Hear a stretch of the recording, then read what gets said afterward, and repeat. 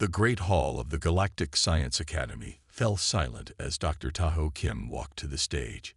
His blue skin shimmered under the bright lights. 300 of the smartest alien minds from across the galaxy watched him. Today was important. After 30 years of research, Dr. Kim would share his findings about humans. Esteemed colleagues, Dr. Kim began, his voice deep and clear. For too long, we have feared humans. We thought they had something special, a human spirit that made them unpredictable and dangerous. He tapped a small device on his wrist, and a large 3D image of a human brain appeared above the stage. But today, I am happy to tell you that the human spirit does not exist. Excited whispers spread through the crowd. Dr. Kim smiled. He had their attention. My team studied 10,000 humans over 3 decades. We measured every brain chemical, every electrical signal, every response to every situation. The image changed to show colorful patterns and numbers. Our results are clear. Humans are simply biological machines. In the third row, Dr. Ju Park frowned slightly. She had worked with Dr. Kim for 15 years, but still had doubts. She raised her hand. "Yes, Dr. Park," Tahoe said, his 4 eyes blinking with annoyance. She always questioned him. "Dr. Kim, what about the unexplained cases? The humans who recovered from terminal illnesses when our models said they would die. The ones who sacrificed themselves for strangers." Dr. Kim waved his hand dismissively. "Outliers, nothing more. Statistical noise." He pressed another button, and new images appeared. "Look at our latest data from Earth Laboratory 7. We disguised it as a school for human children. For 5 years, we have tested them in controlled situations. Their responses match our models perfectly." The crowd nodded, impressed. Dr. Minji Han, who ran Earth Laboratory 7, stood up. "Our facility houses 100 human children," she explained. "We create situations to test their emotions and decisions. When we make them feel sad, they produce cortisol and tears, exactly as our models predict. When we make them feel happy, their dopamine levels rise exactly as calculated. No surprises, no mysteries." Dr. Park wasn't convinced. But children were always the most unpredictable humans in our earlier studies. "That was before we refined our methods," Dr. Kim said firmly. "Now we understand them completely." The Academy president, an ancient alien with gray skin, spoke up. "What does this mean for our relationship with Earth, Dr. Kim?" Dr. Kim smiled. "It means we no longer need to fear humans. They are predictable, just like any other species we studied. Their creativity is simply random connections in their neural networks. Their love is just chemicals encouraging reproduction and group survival. Their hope is merely a failure to process statistical probabilities correctly." The crowd applauded. This was groundbreaking. For centuries, the Galactic Union had kept Earth isolated, worried about the unpredictable nature of humans. If humans were just biological machines, they could be safely managed and eventually brought into the galactic community. After the presentation, Dr. Park approached Dr. Kim at the reception. "Congratulations, Tahoe," she said, sipping a blue drink. "The Academy is very impressed." "You don't sound impressed," he replied. "I just think we might be missing something. Science isn't about proving what we want to believe." Dr. Kim laughed. "What we've done is good science, Ju. 30 years of data don't lie." His communication device beeped. "Odd, Dr. Hand is calling from Earth. Excuse me." He stepped away to take the call. Dr. Hand's face appeared on his small screen. "We have a new student arriving tomorrow," she said. "An 8-year-old boy named Jolie. His parents died recently. He's perfect for our ongoing trauma response study." "Excellent," Dr. Kim said. "Keep me updated on his behavioral patterns."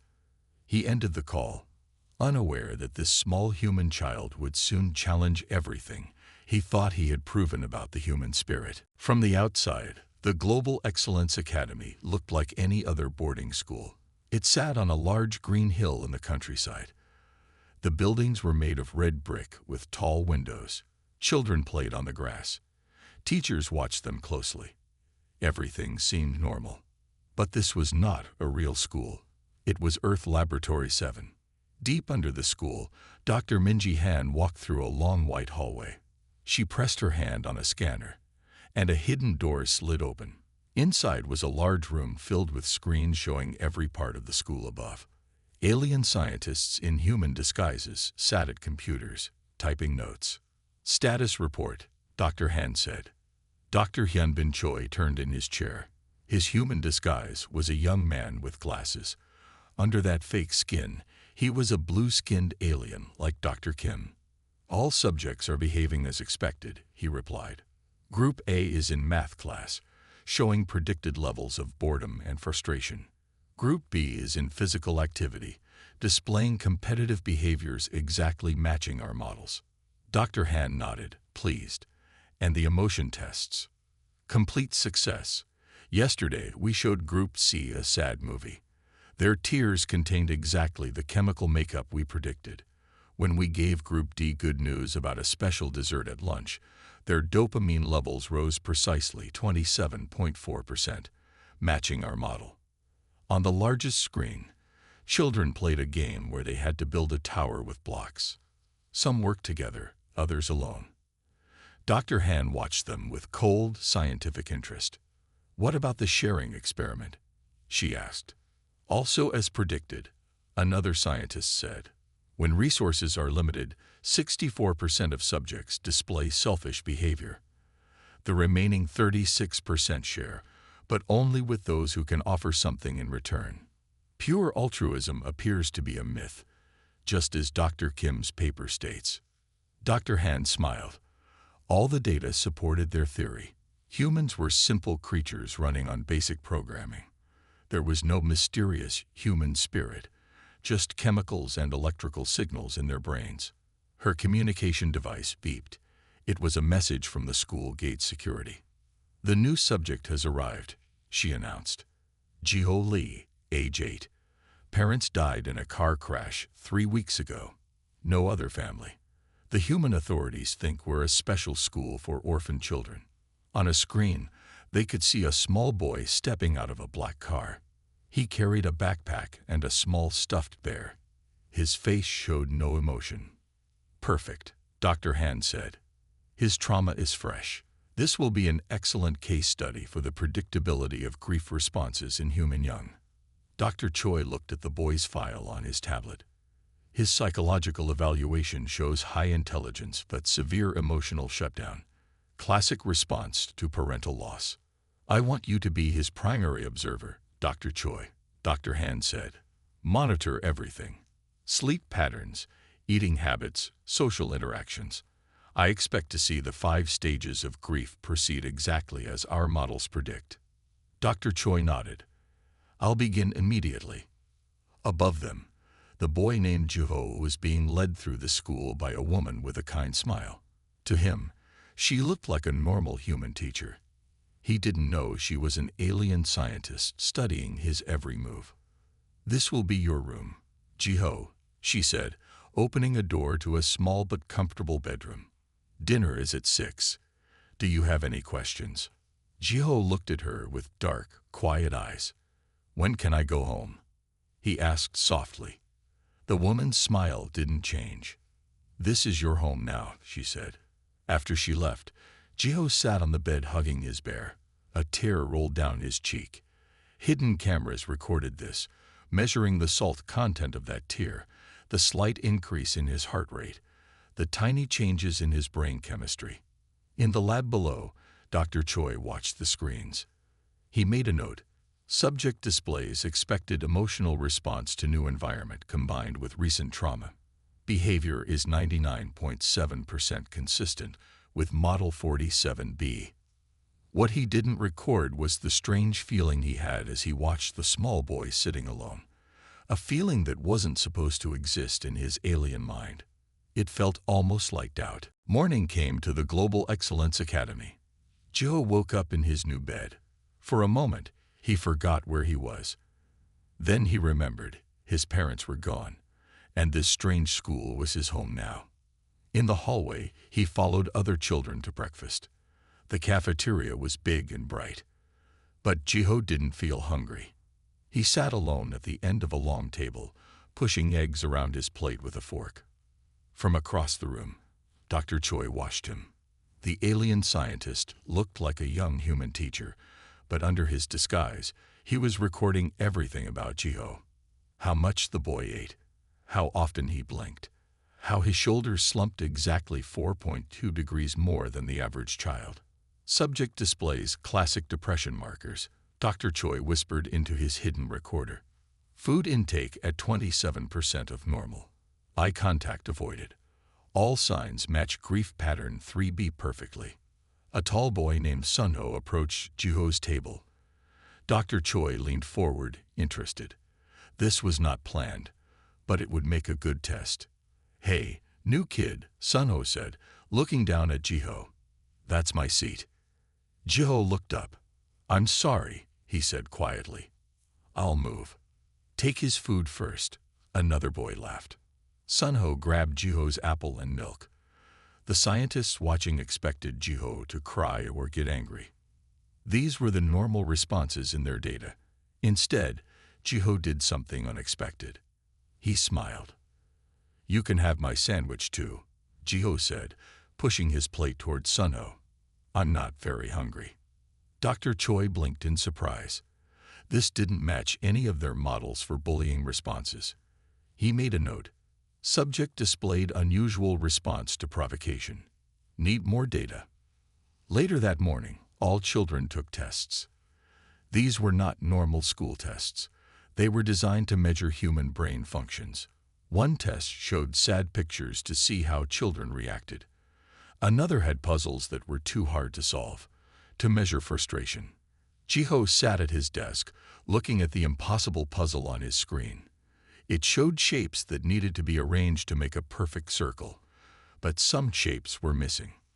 This will prove humans always follow patterns, Dr. Han said, watching from the hidden lab below.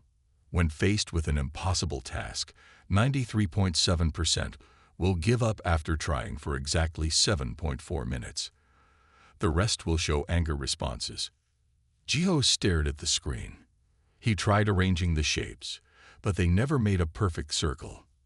After 6 minutes, he stopped. See, right on schedule, Dr. Han said proudly. But Jiho hadn't given up. Instead, he started drawing on the screen with his finger. He made new shapes to fill the gaps. Then he arranged everything in a beautiful pattern that wasn't a circle at all. It was a spiral. In the lab, alarms beeped. Dr. Han's 4 eyes widened under her human disguise. What is he doing? She asked. The program doesn't allow for creating new shapes. He found a way around the system, Dr. Choi said, watching in amazement. And look, he didn't make a circle because he realized it wasn't possible. So he made something different but equally balanced. This is just a minor anomaly, Dr. Han said, but she sounded worried. One data point doesn't change our conclusions. That afternoon, the children had free time outside. Most played games together. Jiho sat under a tree alone. Dr. Choi approached him, pretending to be a concerned teacher. Are you okay, Jiho? He asked. Don't you want to play with the others? Jiho looked up at him. I'm watching the clouds, he said. That one looks like a dragon. Do you see it? Dr. Choi looked up. He had never bothered to look at Earth clouds before. I don't see a dragon, he admitted. Look harder, Jiho said. Sometimes you have to look differently to see what's really there. A strange feeling passed through Dr. Choi. For a second, he almost saw the dragon in the clouds. Then he remembered he was a scientist. Clouds were just water vapor. Dragons weren't real. The boy was engaging in pointless imagination. Yet as he walked away, Dr. Choi couldn't help looking back. Jiho was still watching the sky, a small smile on his face. For the first time in his career, Dr. Choi wondered if their models might be missing something important. 1 week passed. Dr. Choi sat in the underground lab, staring at his screen. The numbers didn't make sense. According to all their models, Jiho should be showing clear signs of the second stage of grief. Anger. But the boy wasn't angry. He was different. Problem? Dr. Han asked, walking up behind him. Dr. Choi quickly changed his screen. No, just reviewing data. Good. Dr. Kim is visiting tomorrow. He wants a full report on the new subject. After Dr. Han left, Dr. Choi opened a hidden file. He had started keeping separate notes about Jiho, things he didn't share with the other scientists. Day 7. Subject shared his dessert with the boy who took his food last week. No logical reason for this behavior. Day 8. Subject helped a younger child with homework. Spent 47 minutes explaining math problems. Showed unusual patience. Day 9. Subject found a bird with a broken wing in the yard. Made a small splint from twigs and string. Bird now living in box under his bed. Caretakers unaware. These behaviors didn't fit any pattern. Humans were supposed to be selfish when resources were limited. They were supposed to protect themselves first. That's what all their research showed. So why was Jiho different? The next morning, Dr. Kim arrived. He looked like an important human businessman in his dark suit, but under his disguise, his blue skin was dull with tiredness from the long trip from the Galactic Science Academy. "Show me the data," he said as soon as he entered the lab. Dr. Han proudly displayed charts and graphs on the big screen. As you can see, 99.3% of subjects behave exactly as our models predict. Their responses to stimuli are completely predictable. "And the new boy?" Dr. Kim asked. Dr. Han hesitated. "He's still adjusting. Dr. Choi is his primary observer," she added quickly. "He can give you a full report." Dr. Kim turned to Dr. Choi. "Well," Dr. Choi swallowed. He should tell the truth about Jiho's unusual behavior. But something stopped him. "The subject shows minor variations from baseline, but nothing significant," he said. "Just statistical noise." Dr. Kim nodded, satisfied. "Good. Let's observe him directly." In the classroom upstairs, the children were taking another test. This one was designed to be frustrating. It asked questions that had no right answers. The goal was to measure how quickly humans became angry when faced with unfairness. Jiho sat at his desk, looking at his screen. The question read, "Which is better, A or B?" But both choices were exactly the same. Through hidden cameras, the three scientists watched him. They expected confusion, then frustration, then anger. Instead, Jiho smiled. He wrote on his tablet, "They are the same. Both are good in their own way."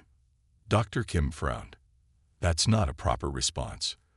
The test is designed to force a choice and create frustration." "He seems to have found a third option," Dr. Choi said quietly.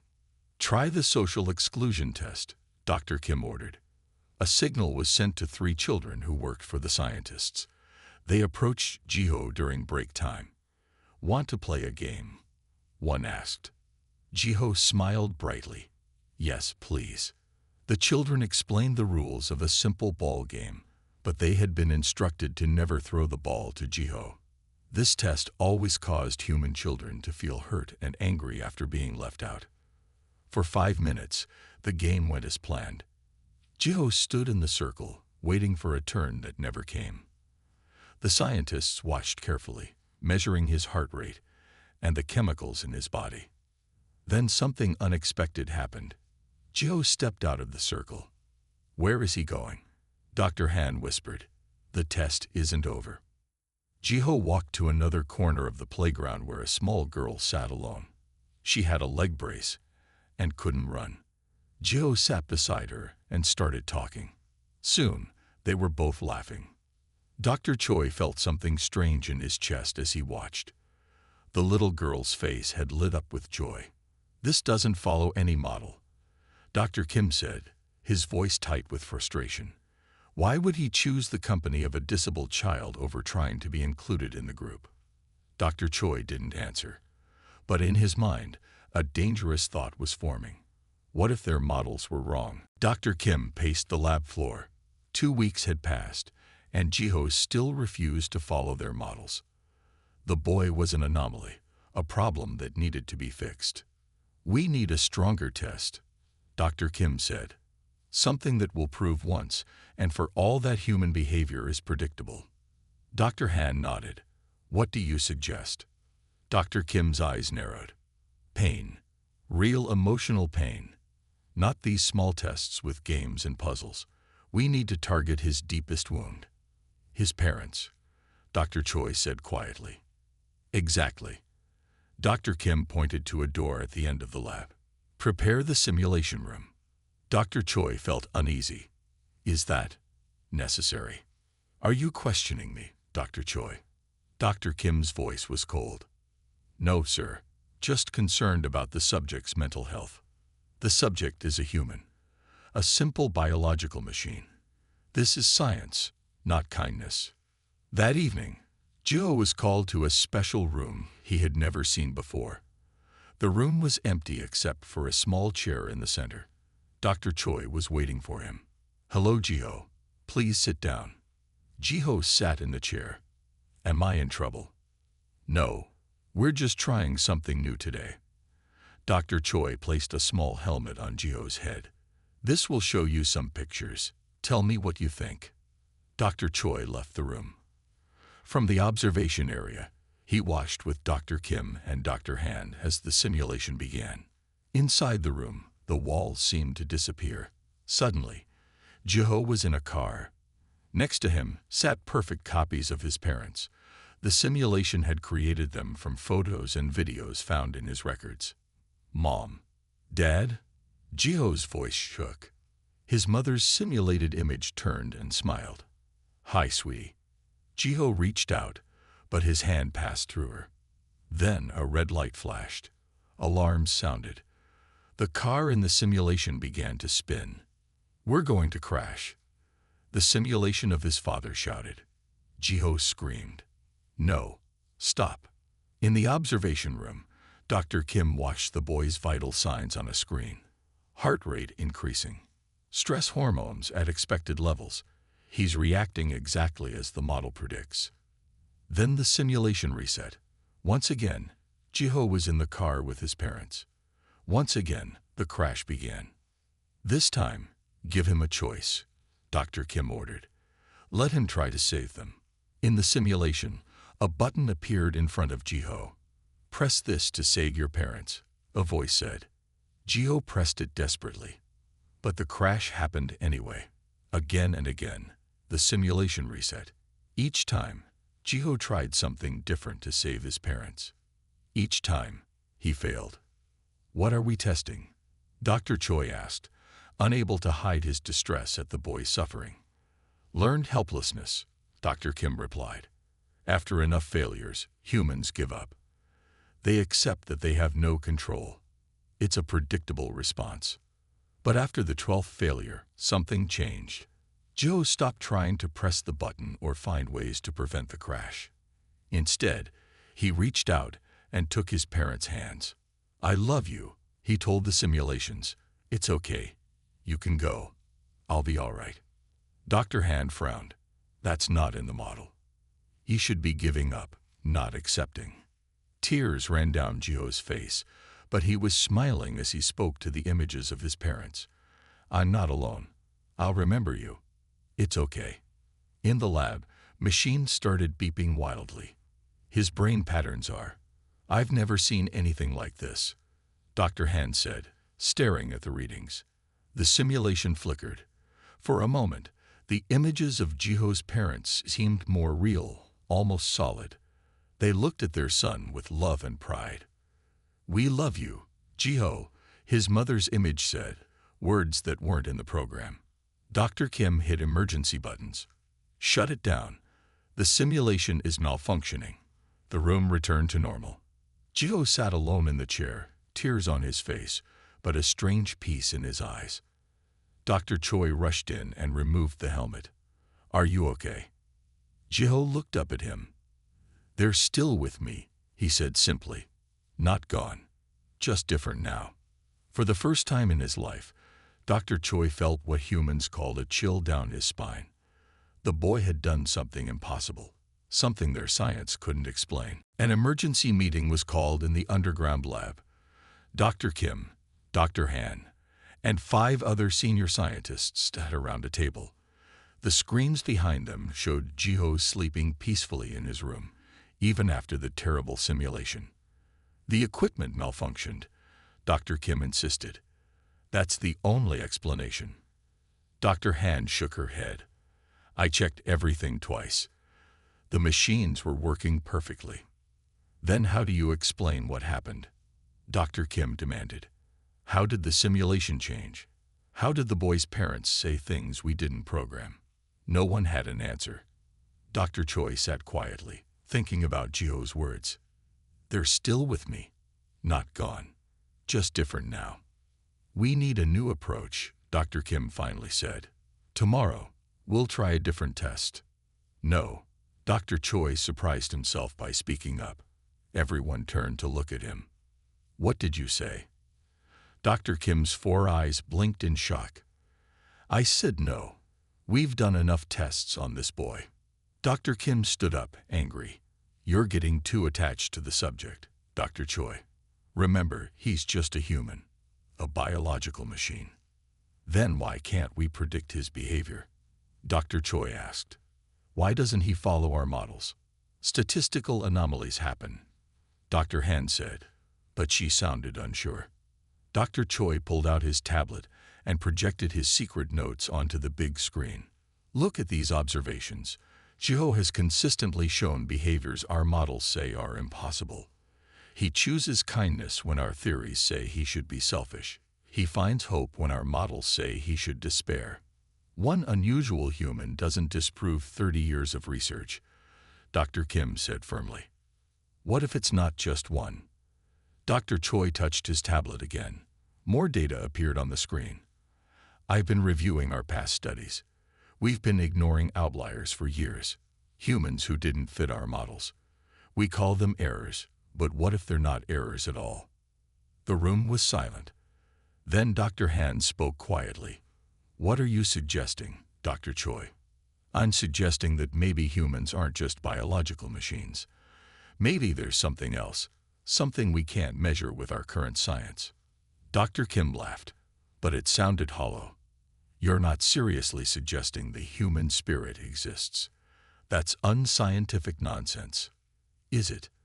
Dr. Choi pulled up more data. "Last year, a human woman with terminal cancer lived 6 months longer than any medical model predicted because she wanted to see her daughter graduate. 2 years ago, a human man with no swimming ability jumped into deep water to save a drowning child. According to our models, both actions were impossible." The other scientists looked uncomfortable. They had all seen cases like these, but had always found ways to explain them away. "Science advances by admitting when we don't know something," Dr. Choi said. "I think it's time we admitted that our understanding of humans is incomplete." Dr. Kim was about to argue when alarms started blaring. The screen showing Jiho's room flashed red. "What's happening?" Dr. Han asked. A technician rushed in. "The subject's vital signs are off the charts. But he's not in distress. It's the opposite. His brain is producing waves we've never seen before." On the screen, Jiho was sitting up in bed, his eyes open. He was talking, though there was no one else in the room. "Turn on the audio," Dr. Kim ordered. Jiho's voice filled the lab. "I know you're watching me," he said calmly. "I know you're not really teachers. I saw through the disguises in my dream." The scientists froze in shock. It was impossible. Their disguises were perfect. "I'm not angry," Jiho continued. "I think you're just confused. You're looking for something in the wrong place. You can't find the human spirit with machines because it's not a thing you can see or touch." Dr. Choi felt a strange warmth spreading through his chest, an alien feeling he had no name for. "If you want to understand," Jiho said, looking directly at the hidden camera, "you need to stop watching and start feeling." At that moment, Every machine in the lab sparked and shut down. When the emergency lights came on, the scientists stared at each other in shock. Something had changed. Something fundamental had broken. And it wasn't their equipment. The next morning, chaos ruled the lab. Technicians worked to fix the damaged equipment. Scientists argued in small groups. Dr. Kim had called an emergency meeting with the Galactic Science Academy. Dr. Choi sat alone at his desk, reviewing files from past experiments. For years, they had ignored data that didn't fit their theories. Cases where humans did things that should have been impossible. He had found hundreds of examples. A dying mother who lived months longer than any model predicted, just to see her child born. A man who lifted a car to save a stranger, though his muscles shouldn't have been strong enough. A boy who learned to walk again after doctors said he never would. All these cases had been labeled as errors or anomalies. But what if they weren't errors? What if they were the most important clues of all? Still obsessing over outliers, Dr. Han's voice came from behind him. Dr. Choi turned. These aren't just outliers. They're evidence that our entire theory might be wrong. Dr. Han sighed and sat down next to him. I've been thinking about what happened yesterday with the boy. And I don't have an explanation. She looked troubled. How did he know about our disguises? How did he affect our equipment? None of it makes sense with our current understanding. Dr. Choi opened a new file on his screen. Look at this brain scan from Jiho during the simulation. See this activity here? He pointed to a bright area. We've been measuring brain chemicals, electrical signals, and neural pathways. But what if there's something else happening that our instruments can't detect? Dr. Han frowned. That's not science. That's speculation. All new scientific discoveries begin with speculation. Dr. Choi replied. Remember when we couldn't explain gravity or light? Sometimes we need to admit that our current methods aren't enough. Their conversation was interrupted by an alert. On the screen, they could see Jiho walking through the school hallway, heading toward the library. I'm going to talk to him, Dr. Choi said, standing up.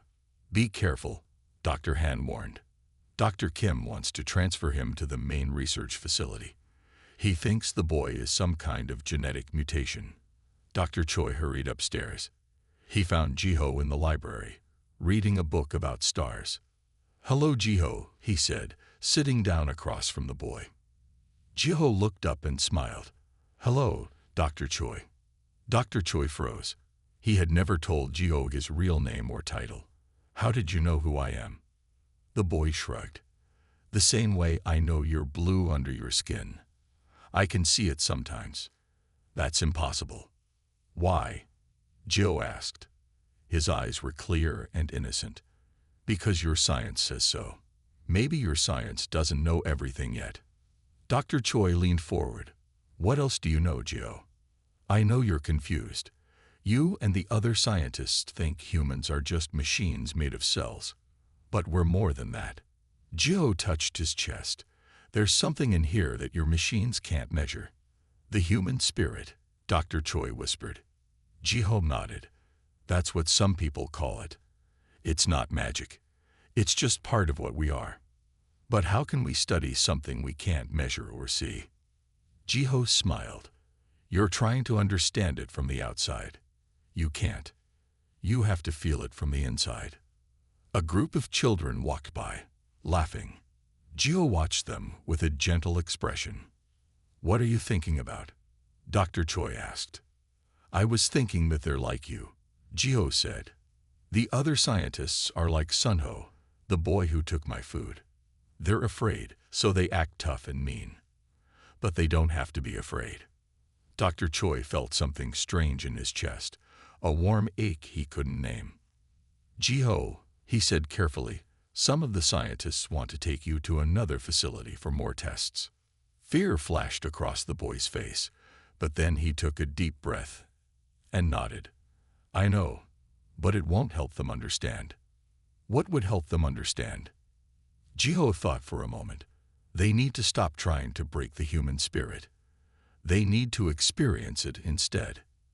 As they talked, Neither noticed Dr. Kim watching from the doorway, his eyes cold and calculating, his mind already planning the next, more extreme experiment. The school alarm blared in the middle of the night. Red lights flashed in the hallways. Children rushed from their rooms in pajamas, confused and scared. "Everyone to the main hall," teachers shouted. "This is not a drill." Jiho followed the crowd. He knew something was wrong. Not just the alarm, something deeper. In the underground lab, the situation was worse. Smoke filled the air. Sparks flew from computers. Dr. Han rushed between machines, trying to save their research data. "What happened?" Dr. Kim demanded, running into the lab. "Power surge in the main system," a technician explained. Then a fire started in the east wing. "The data?" Dr. Kim asked, his voice tense. "We're losing it," Dr. Han said. "The backup systems are failing too." Dr. Kim's face hardened. "We can't lose 30 years of research. Start the emergency transfer to the Galactic Academy servers."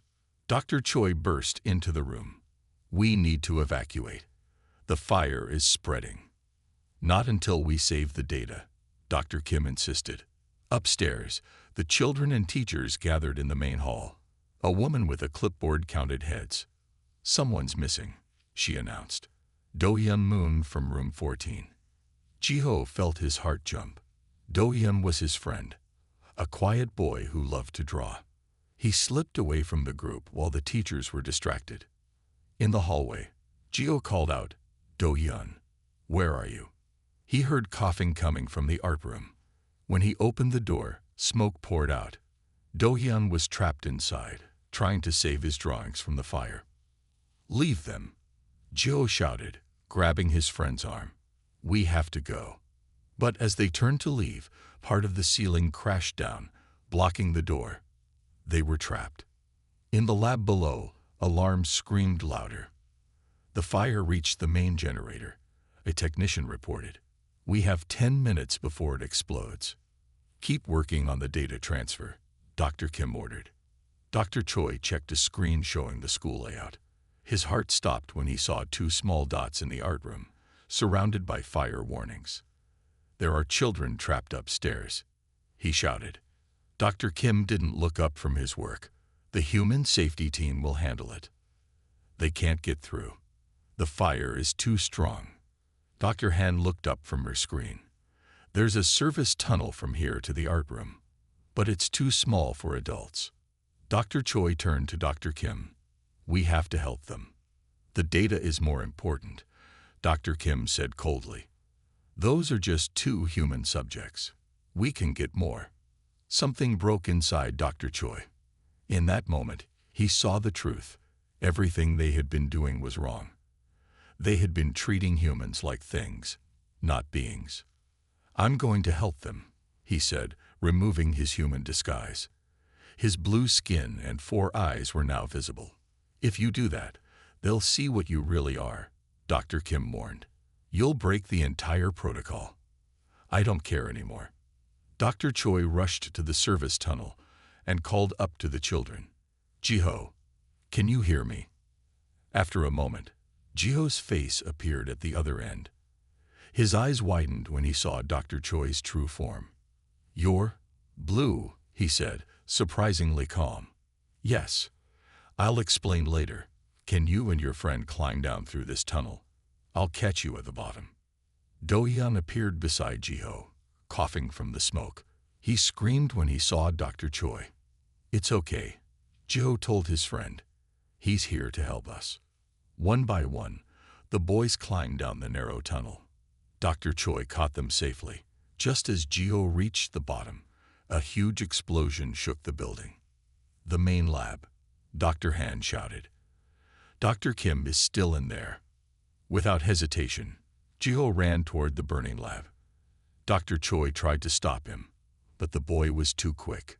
Through the smoke and fire, Jiho found Dr. Kim trapped under fallen equipment.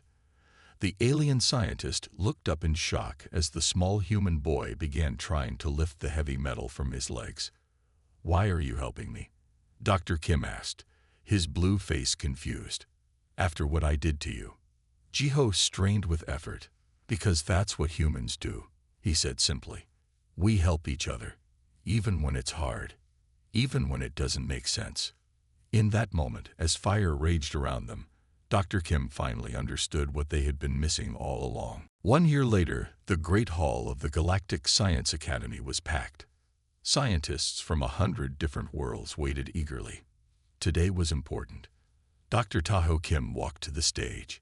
His blue skin still showed burned scars from the fire.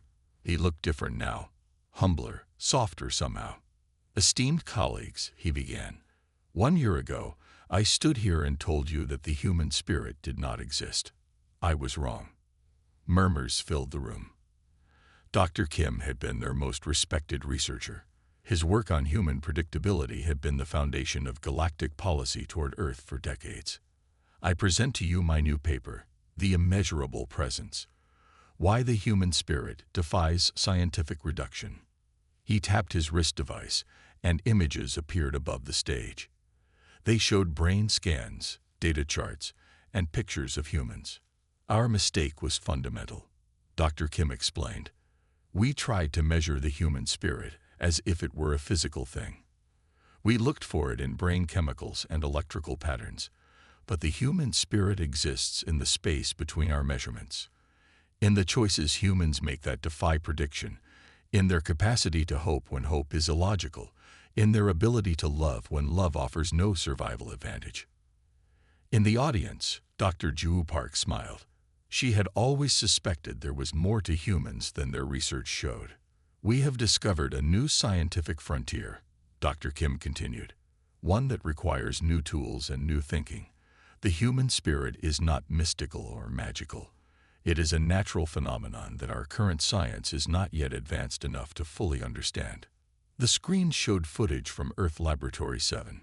Children playing, learning, helping each other.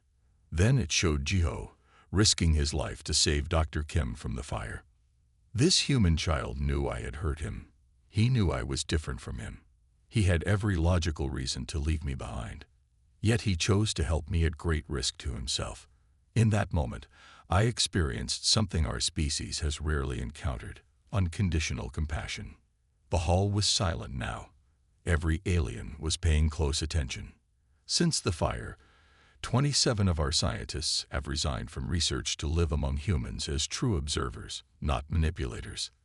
They report the same experience: a gradual awakening to something within themselves that mirrors what they see in humans. Dr. Kim's voice grew stronger. We have been asking the wrong question. Not does the human spirit exist, but why have we evolved to ignore our own? At the back of the hall, a door opened. Dr. Hyunbin Choi walked in. Beside him was Jiho Lee, now 9 years old. The boy looked with wonder at the hundreds of blue aliens watching him. With permission from Earth authorities, Dr. Choi has legally adopted Jiho, Dr. Kim explained.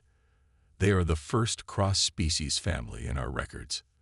Their bond challenges everything we thought we knew about connection between different life forms. Jiho waved shyly. Several aliens waved back. The Galactic Union has asked what this means for our relationship with Earth. Dr. Kim said, My recommendation is this.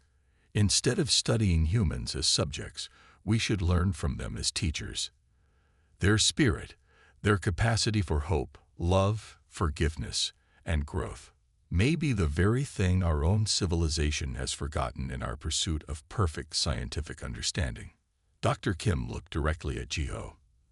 A single child changed everything. Not because he was special, but because he was human. And being human, it turns out, is special indeed. After the presentation, outside the Great Hall, Dr. Kim knelt down to speak with Jiho. Was I right? He asked. About the human spirit. Jiho thought for a moment. Partly, he said with a smile. But I think you're still trying too hard to explain it. Sometimes you just have to feel it. And how do we do that? Dr. Kim asked. Jiho took the alien's hand in his small human one. Like this, he said simply. One connection at a time. Dr. Kim felt something warm spread through his chest, something their science had no name for yet. But they would find one. Together. The end.